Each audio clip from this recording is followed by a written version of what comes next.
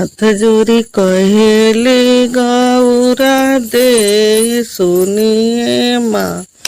हाँ देव जी महादेव लागेला सूरज नहान चलहु अब देखन के।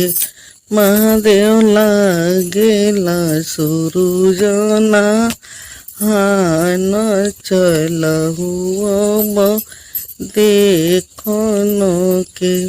कौने घाटे गौराया स्नान करबु कौने घाटे ध्यान धरबु होई गौरा कौन कौन चीज दान करबु कौन फल पैबु तू गौरा कौन कौन चीज दान करबु कौन फल पैबु तू।